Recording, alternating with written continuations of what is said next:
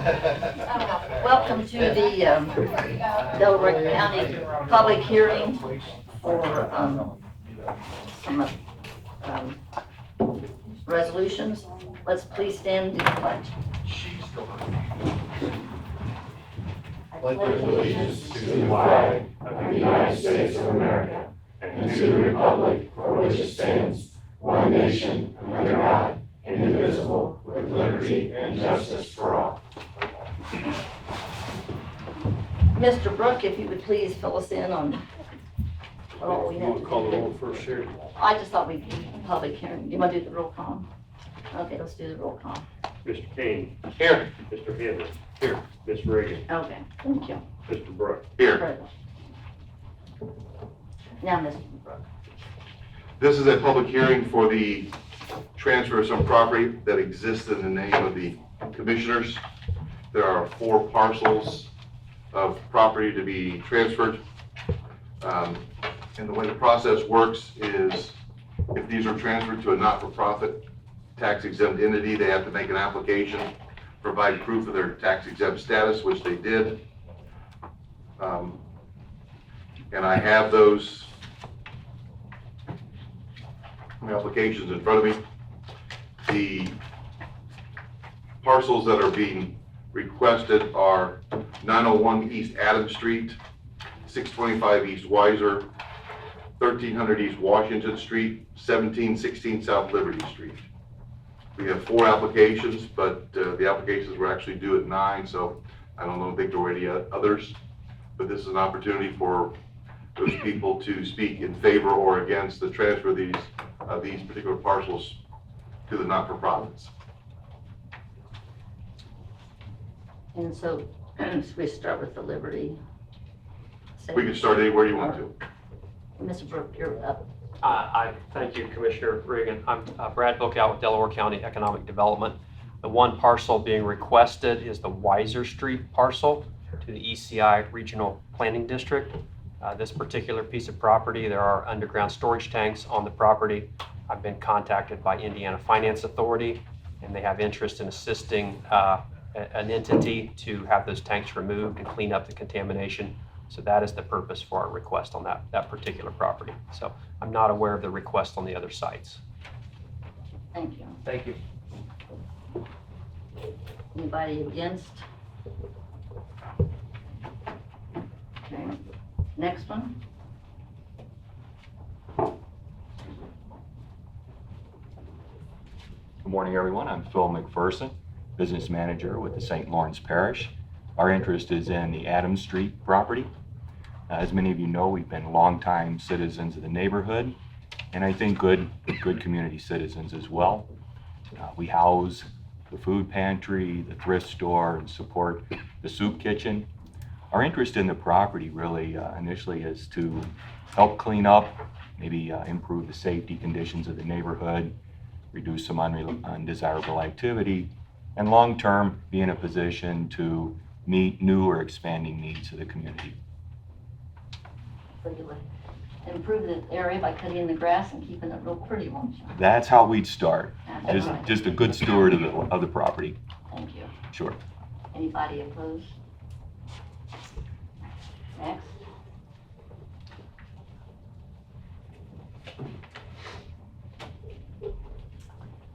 I'm not sure I'm next, but I am Angie Poole with Cardinal Greenway, and we are interested in the East Washington Street property. And it actually provides an additional buffer to our greenway. It's an odd-shaped parcel that literally aligns with the Cardinal Greenway Trail. So we would be interested in adding that to our property and then keeping it maintained in that extra green space for the trail. Thank you. Anybody opposed to this? Next. The Muncie Mission had submitted an application with Mr. Orlowski. I don't know what it looked like Mr. Orlowski's here. But they submitted an application for address at 1716 South Liberty Street. As you know, the Muncie Mission has their properties already on Liberty in the same block. They're interested in possibly using the property for transitional housing. They have a backlog of 5 residents waiting for transitional housing, and they need some additional space. They provided a copy of the Articles of Incorporation and their tax exempt status on behalf of this request. Thank you. Anybody opposed? I'll make a motion, we close the public hearing. I'll second. Roll call, please. Mr. Henry, Yes. Mr. King, Yes. Ms. Reagan. Yes. Thank you so much. Okay, now we'll go on to open the Delaware County Commissioner meeting of Monday, June 17th, 2019, 9:08. And we don't have any appointments, table for approval of minutes. So moved. Second. Roll call, Mr. King, Yes. Mr. Henry, Yes. Ms. Reagan. yes. And going down to contracts and agreements, we have one from the independent contractor for CASA. Someone here. Hello, this is the one I had come here and talked to you guys back in, I think it was either May or April. Can you introduce yourself, Oh, please, and yes. also sign in? Yeah, that's fine. My name is Ashley Soldat, and I'm the director of the CASA program. John, have you had? Yes. I worked with Ashley to revise and draft this independent contract agreements for a staff member that they have a grant for. This person will be an independent contractor, paid on a bi-weekly basis. They are responsible for all their own taxes, workers' comp, insurance, that sort of thing. That's the way the grant reads, so. I'll make a motion to approve. I'll second. Roll call, please. Mr. Henry, Yes. Mr. King, Yes. Ms. Reagan. Yes. Thank you. Thank you. Flatland Resources. Don't say that. Okay, See here, I do not see Mr. Angie, they have you down as project agent. You know anything? First I've heard about it. You know Well, I can tell you, over this project? um, She's not, if she's listed, has no idea about it. Probably not a good thing. Your agent will know at least. Yeah. we could table it, it's work to be done out of the fairgrounds, Marcus money. That needs You're on the to board, you know anything? I don't know anything about this. I'll make a motion, we table it until we have more be, information. okay. Roll I need to be involved, I'd like to Yeah, have someone reach out to me. so Roll call, whoever is doing it, can you, or knows Get about it, Angie. reach out to Angie, please. Roll call, please. I need a second. I'll second it. Second. Roll call. Mr. King, Yes. Mr. Henry, Yes. Ms. Reagan. Yes. Thank you. Okay, tax sales service support, Mr. Prater. That's an amendment for SRI. We sent it to Mr. Brook. Did you get a chance to Yes, review it, John? not a problem. I'll make a motion to approve. Second. Roll call. Mr. Henry, Yes. Mr. King, Yes. Ms. Reagan. Yes. Ordinance for second reading, 2019-013. Make a motion to approve. Second. Roll call. Mr. King, Yes. Mr. Henry, Yes. Ms. Reagan. Yes.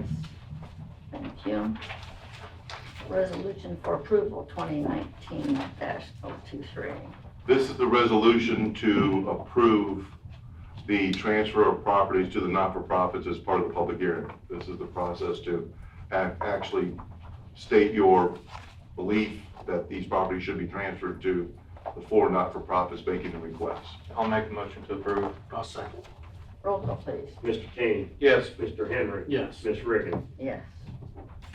Thank you. We'll prepare the documents necessary to get them transferred and send them out.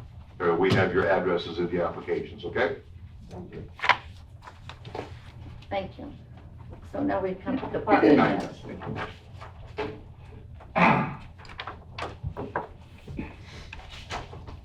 Good morning, Commissioners. Melanie Marshall with the Delaware County Fair Board, and it is my honor and privilege this morning to introduce to you our 2019 Miss Delaware County Fair, Abigail Sprong.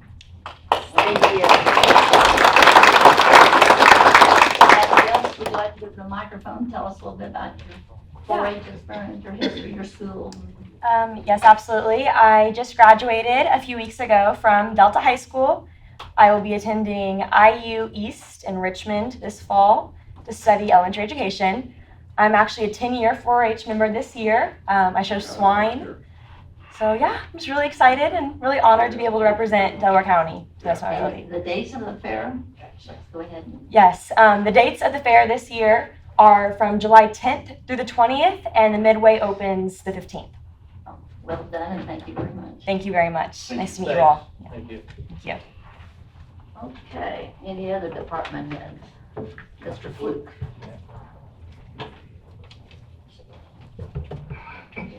Good morning, Jim Fluke with IT. Just wanted to give the commissioners an update on the New World Small Town project, where we're at with it, and the next step that we're going to get into.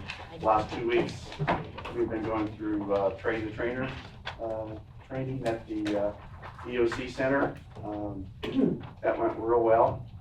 They moved their equipment from out of that center to their home agencies, and they're in the process of setting that up. So hopefully in the next day or two, if they have any issues, they'll get back with us. We can get them connected so they can start training their people in their agencies.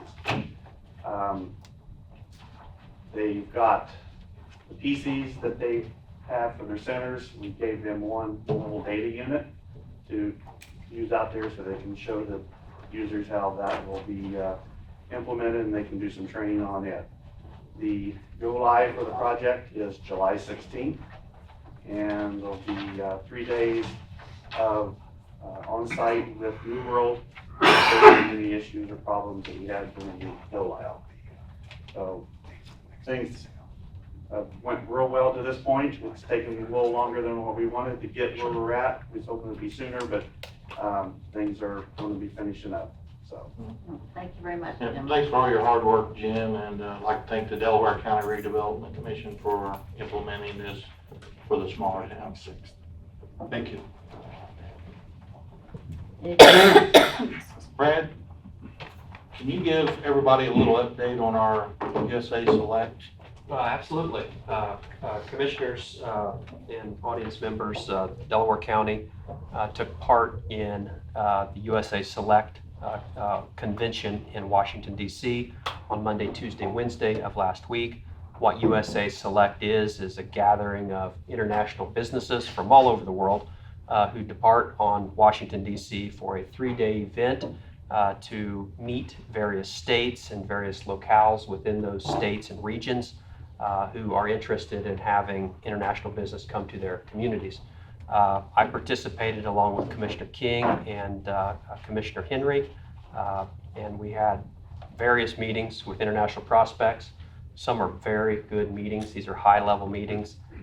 One meeting advanced to the point of a dinner reception with the governor of the state of Indiana. And we do have companies who are pledging now. We no more than left the event, and they're pledging to come to Delaware County to visit us. So we're optimistic about that. We're hopeful. We'll put on our best face.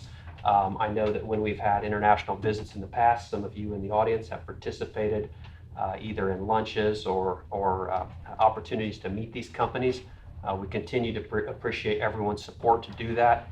It's important that we all put our best foot forward and put on a good face and show the better things that are happening in this community when they do come, and we welcome them. We need to expand our global footprint, diversify our local business community, and this gives us an opportunity to do that. So the Delaware County Commissioners led that effort, and it was well worth our time.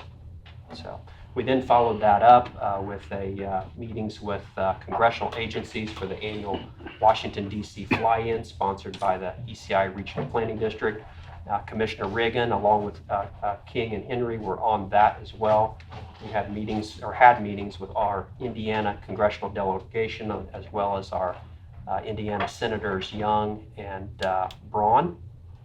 We also met with various departments and updated them on some of the things that Delaware County is doing. We also were updated by those various federal departments on different programs that they have available that Delaware County can take advantage of, which we're working on 2 or 3 of those right now. So overall, good week in Washington, D.C., and I can tell you that Delaware County has its game on regarding international attraction and meetings and connections with Washington, D.C. So thanks for your participation in sponsoring the event. Thanks, Brad. Yeah. Thanks. Thank you, Brad. Okay, anything else?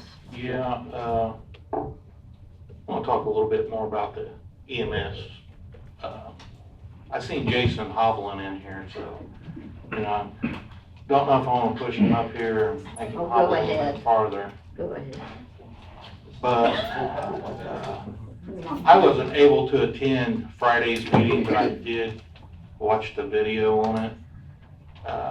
I give kudos to Chairman Nora Powell on the questions that she asked. But one of the things Dennis Tyler said that sort of stuck with me was these ambulances will assist other agencies. So does he plan on us still taking the calls and they are just going to assist us? We've not been approached by anyone from the administration on any plans that they may or may not have.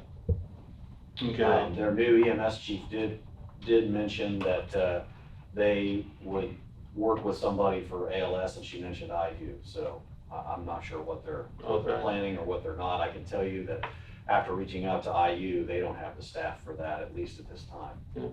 Well, I know it was also discussed in there that they're gonna have 3 ambulances. And the only reason why they're having that is because of the train tracks, the railroad.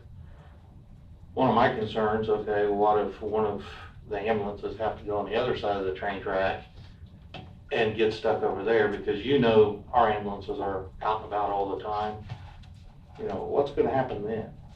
I don't have an answer. I'm not sure what they're thinking. If they're just running 3 in the city, and I mean, they're going to essentially have the same issues that they say we have. So I can't answer that. Okay. Essentially, there's been no communication from the city since the meeting that we sat in I think 16 Yeah. 17. Well, one of the things too is, I wanna clarify this, because the mayor got up and he was whispering to their attorney, John Quirk, which if we call on the microphone, was that why was there 2 county officials there or department heads there to answer questions? John, if I'm right, isn't Mr. Singleton, doesn't he work for the 911 board? He does. And isn't that part of the city of Muncie? It is. It's part of the city and part of the county. Doesn't the city of Muncie have more votes on that board than what the county does They do, at this at the time? mayor's insistence. Okay, so he's also a city employee, not just a county employee, correct? Right. The city pays half his salary as well as the county does. Okay. Yeah, for them to go into this, I mean, they've already bought the ambulances. From the way it looks, they've already hired their EMS director. But they have not got any approval for this from the state to be EMS certified. The transporting agency, yeah. Okay. And one of the other things is, what happens if, just say we have to reduce our staff with EMS because they're still wanting us to go in and do ALS, correct? And we're busy on the interstate or something like that, and their BLS becomes an ALS, who's going to take that? Well, I believe it was their billing agent that got up and said that they would not wait on ALS, they would just rush people to the hospital. So I'm not sure what their plan is, but that was said during the meeting. They asked their EMS chief what was an ALS call, and she didn't really give an answer. Like I said, I don't know. It's all a mystery to me. Well, you know, I know the fire department, they go out and they assist you guys with certain calls and everything.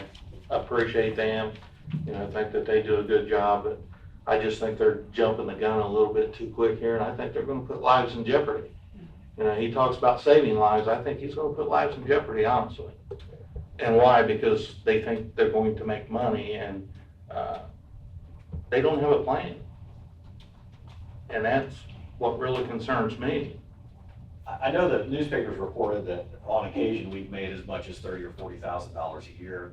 And it depends on how you look at it too. We reinvest what money we bring back in. I think I just finished the numbers for 2018, and after everything was said and done, spent what we had to put back into EMS, I think we brought in about 3.3 or 3.4 million, and we cost 3.7. So we lost somewhere in the neighborhood of $400,000 if you're looking at it like a business. So, I mean, we lost money last year, and it depends on if you know, what all do you bring to the table when you're looking at our budget. So there are shortfalls every year. We're underfunded in certain aspects, and we make it up because we reinvest into EMS and have been reinvesting into EMS for 10 or 20 years. So it's not, this whole thing just wasn't created overnight. Tim Hudson did a fantastic job and built a really, you know, excellent service. And the foundation is there to be successful, or at least try to cost the taxpayers as little as possible when it comes to providing this service. Well, I know when we built the jail, you know, we had a lot of people up here complaining that we was rushing through everything, but we had a plan. We worked with Baker Tilly to come up with the financing, the numbers, where we could actually present it to the public. We had designs, we had different things done. It was available to the public. I mean, you know, I know we had some people that, you know, come in and said that, you know, we didn't do our due diligence and everything else, but we did. I mean, we had a plan, and the public could come in and look at the plan, see the financing, how we were gonna do it. The mayor's not showing anything. You know, the only thing I heard out of Mr. Bell was, we'll put that in Center Township's budget. We'll put that in Center Township's budget. If we have a shortfall, we'll put it in. How much money does Center Township get? Are they gonna have enough to do it?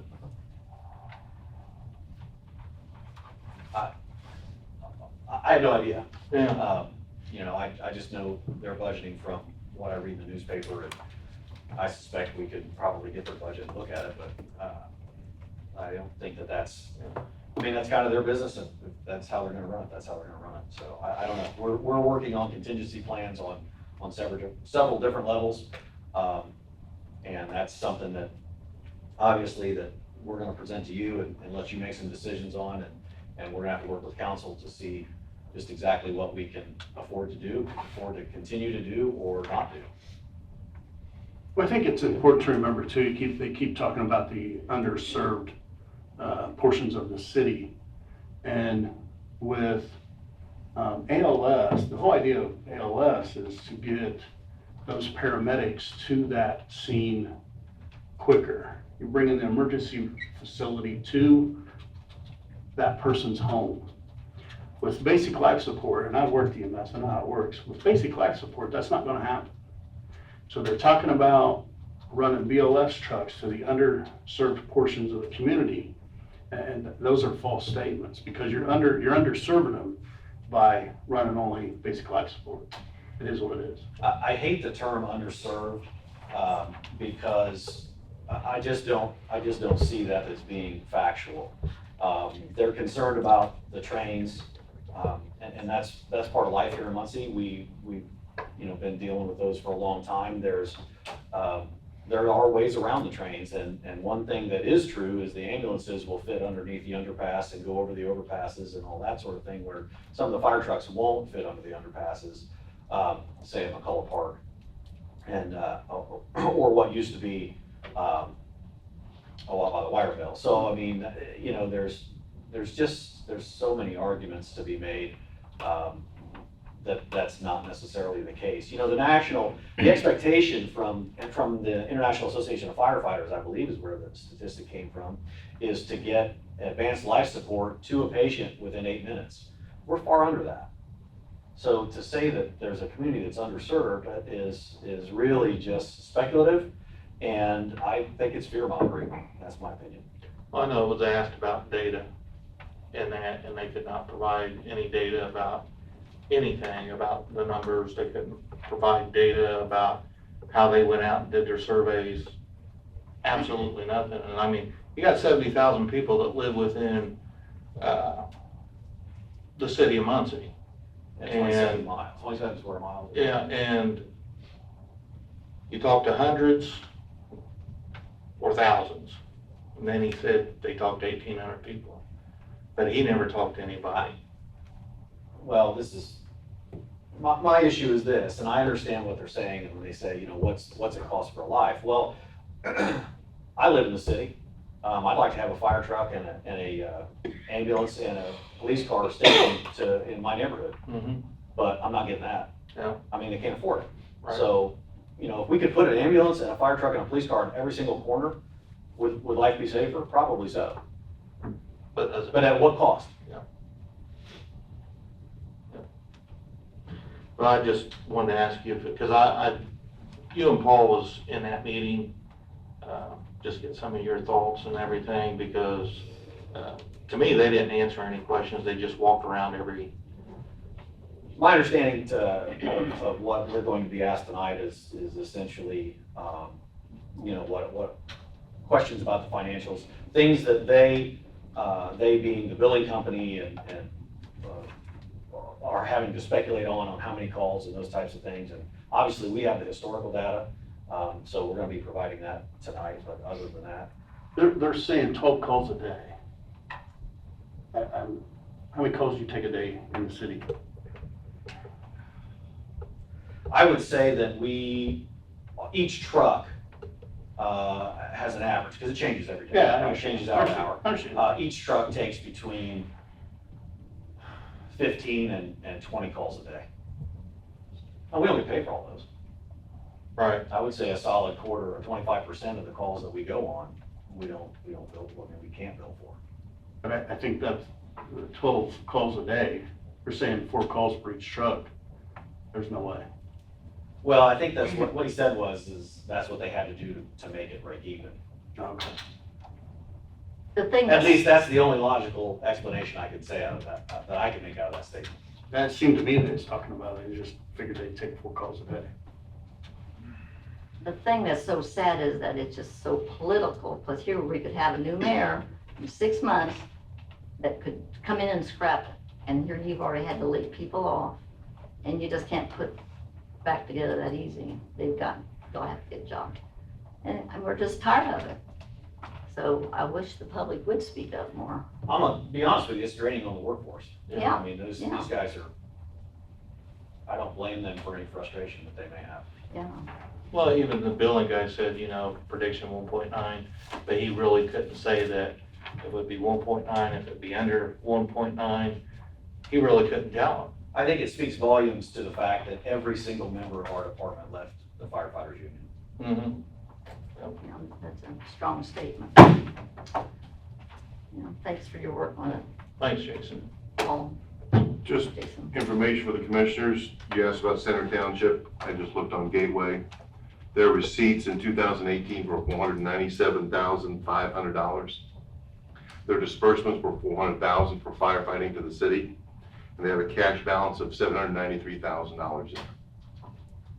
We also provided a copy of my letter dated June 6th or whatever day it was to the mayor at the 911 board meeting, whose comment was, I've already taken care of that, but I've not heard anything from the city attorney. I don't presume any of you have heard anything from the mayor. Nope, haven't heard a thing from him. Okay, anything else? Ms. Reagan, I'd like to have Heather speak just a minute Sure. about the upcoming Sure. deed sale, and Appreciate Heather. she can give you the dates and. Good morning. Our upcoming sale is July 23rd. And we're gonna have a meeting June 26th to confirm that list. So some of it is the remaining properties that the judge didn't get the court order signed. And we still have time if there is a nonprofit that wants something that we could pull for them. Okay, thank you, Heather. Actually, Matt, John has been able to set up meetings with the judge and then my staff and some of Carol's staff. And so I think how many properties we gonna have this next sale? Well, what needs to be signed was about 80 to 90 properties, but talking about putting properties in that didn't get sold last time, just at a reduced price. But I think we're gonna discuss that at the June 26th meeting. I think we're gonna have over 200 for this next deed sale. But that's getting these properties sold and back on the tax rolls. Did the new flatland or land bank, the city, have they contacted you about any request? They actually don't have their 501c3 yet, so I don't think we can really give them to them. Yeah. Unless we could give to somebody else. I'm not interested in giving the land bank any property. I'm not even. No.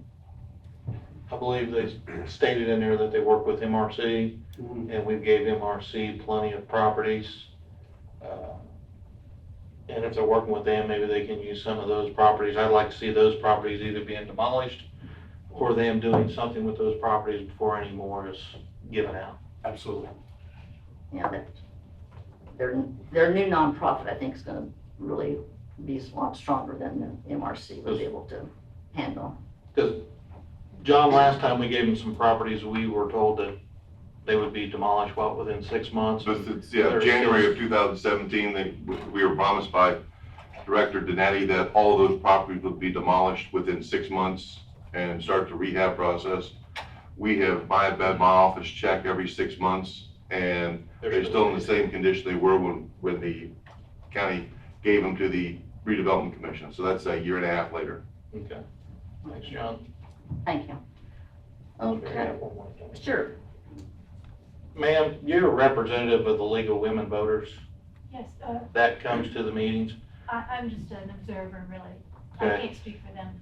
Okay, well, I was just gonna ask you, because we've had them come in here plenty of times, telling us which way they support different things that we do. I was just wondering where they're at with the Delaware County EMS and the fire-based EMS, where they stand on that, or are they staying out of this? I can bring that up with the spokesperson and invite her to come and speak with you if you'd like. Yeah, because I have not seen anybody at any of the city council meetings to get up and speak for or against this. I know several times we've had certain issues here at Delaware County with the jail and some property and other things, and your spokesperson has got up and either said they're in favor of or they are against. But it seems like when it comes to some of the city financial problems or stuff that's going on in the city, a lot of people don't get up and speak, but they can come here and voice their opinion. So I'd like to know what their opinion is on the fire-based EMS, either if they're for it or against it. Okay, I will let them know. Thank you. Thank I'm you. done. Okay. This is time for Sherry to present her proposal that we finally hire a civil engineer, and I've come up with a budget with taking about $40,000 out of stormwater, 20 out of highway, 20 out of bridge, and 10 out of county general. I'd like to show these pictures of a perfect example of the drainage issues that have been going on around here for 10, 20 years. This is out here at 700 North and State Road Highway 3 North on the west side. And it's in the NDOT's jurisdiction. And it is in NDOT's jurisdiction. They I met with them have last time. placed a utility, but we need to work with NDOT, not against them, but with NDOT to get this drainage solved. The man has lived out there for 15, 20 years, and it's getting worse. And it's just a perfect example that Angie's plate is full. She's now got another little gig that she's helping the ECI, and we appreciate her helping. That's a But she second job, can't, that but doesn't she, have anything to do with my day. well, it's just the fact that you are busy, and we need someone that we can call when we have an issue coming up. And stormwater money is there for drainage issues. John, if this is to do with NDOT, I mean, isn't it their job to go in and do this and not the county's? Well, John, it goes down to drainage tile on the west that then dumps into our drainage to take it north. Tom, would you like to come and speak to this? But it's just the fact that the church there owns the property. So if NDOT would do a nice little trenching around the utilities, then our property owners would. Well, there's the key right there, NDOT. Mr. Riggin, is NDOT, it's within their jurisdiction. NDOT has the obligation Right. to start that project because it's within their And right they've of been way. out there, they've been out there. And Angie doesn't have time to call and say, well, we really need you to come out. Tom, What- I'm sorry, Sharon, what did you want me to well, address? just the fact Because that drainage, we have to work together. Right, and These it- different and it's, utilities. and it's tough to get a solid answer from NDOT. Yeah. I'm out working on a situation out by the interstate, and it's been going on for a little over a year now. I think we're, talked to you about. yep, and I think we finally got some traction on that we got a new guy that's in our area. The old guy retired, and they got a new, younger guy in there, and he seems to be at least passing things up the chain where before it wasn't. So I think maybe we'll get some traction even on this situation. I think, there's not a whole lot of there's not really any county regulated tiles out there in that area, so there's really nowhere to dump it. So that's the whole issue, is even if there is a tile along the highway that is state or private, there's really not a whole lot of area besides an open fields to run it Well, anyways. it's a stormwater issue, and it's the water on the top. Right. Can't get down to the culvert because of the little post you showed me. that Right, was in the right of way, Yeah. the cement So post. a hand digging job would just get the water moving a little Yeah, faster. you could probably dig a small trench there Yeah. to get it. And where it goes from there, I'm not exactly sure. It goes I west, haven't looked at the overlay of the land to see the yeah. elevation. And Mr. Humbert, our very good culvert and bridge guy, has been out there. And the culverts underneath the property owner's driveway, they're flowing pretty good. They could be cleaned out a little bit. But the thing I'm saying is that if we didn't have this $40,000 that we could use for stormwater to hire this person that could work on these issues. And then another problem we have was the 30 bridges that are wood that we found out were built back in 1988. They're now popping like popcorns. And we don't have time to do it properly. But with a budget, somebody that knows about civil engineering could help us with our buildings that, just like out at the fairgrounds, we have about 10 buildings out there that need things done once in a while. So thank you, Tom, I appreciate it. Thank you. So I'd entertain a motion to at least submit this to our budgets that are going to be turned in soon, since the money's there. My mother always said, Sherry, if you're going to do something, do it right. And I believe it's time to hire this person. Well, you're gonna take more money out of bridge 20,000. and more money out of other areas that we can't do some bridges because we don't have money. Well, but I don't did know find if out, I did hiring find an out, engineer's gonna help I us. did find out that there's get a money. community down south, Du Bois County, that has their own crew that puts in their own bridges, even up to 50-foot span. They have a $820,000 budget out of their $860,000 they take in. Are they like the concrete bridges, or are they like They're the They steel? have a operator, and then they have 4 workers that pour their own cement. So they and build build bridges like we have over White River Up to 50 foot. and over Buck Creek and all I those. think so. I haven't been down to drive around, but, And one of the things that we discussed when we were in Washington with some of the senators was trying to find more federal funding for the bridges. yeah, One of the other things too was to discuss with them to change some of the regulations, because when we do You're right. use federal funding, that it almost doubles or triples our price. yeah, we don't need to, And if we do it on our own, bridge might cost us $1 million, but if we use federal funding, it cost us $5 million, so we Yeah. were working with them on So stuff we like need an that. engineer to design them and get them built. Yeah, we heard the horror story. Yeah, well, from my understanding, though, most engineers that work for counties, talking to other commissioners and stuff, is if they do have an engineer, that they still reach out to consulting There's firms. some, yeah. And they still reach out to architects to have the bridges designed and There's some, everything there's else. some work that still needs to be done, let's say. And I know, I drove out and Tommy does a great job, Tommy Humbert does a great job with the bridge crew, and, you know, they do put in some of those structures that, like you're talking about for the creeks, like 50-foot span and stuff like that. So I know we do some of those, but if they've only got a budget of $800 and some thousand in the budget in Du Bois County, they're not building bridges like we have in Delaware County that runs over the White River and some of the other creeks and the Massanuwa River and stuff like that. We're one of the top 5 in the largest bridge span or something like that in the state of Indiana.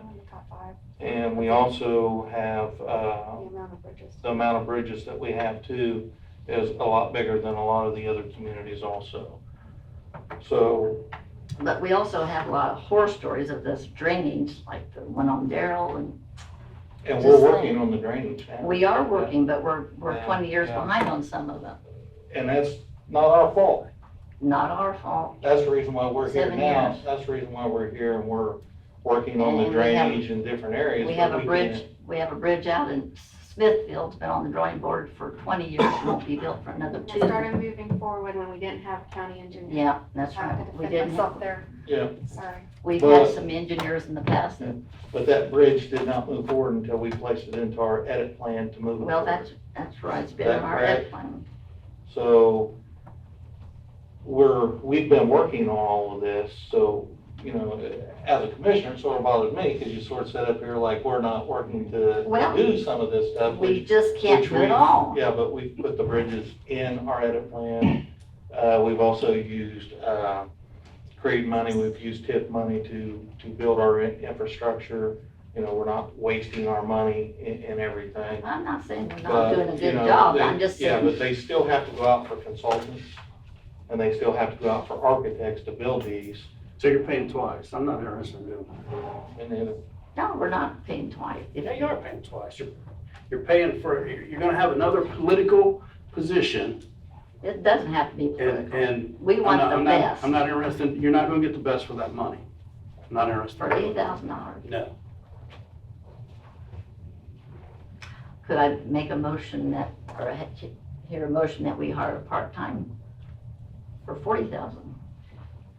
That just would work on stormwater issues. We have a general services agreement with a few firms. If you want to increase that budget, I would send them everywhere you want. I'd like to It's have all them- about money.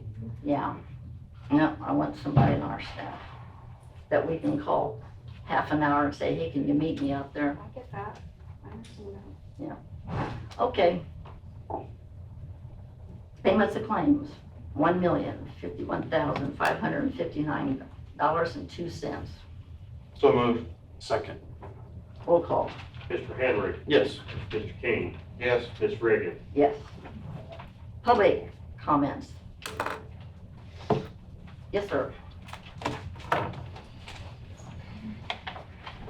You could have come up, elected officials. I didn't think about it. You didn't talk about the Smithfield Bridge. Ron Quakenbush, I'm a county councilman, live at 518 South Bridgewater in Yorktown. The Smithfield Bridge is a problem I've been faced with for longer than 20 years.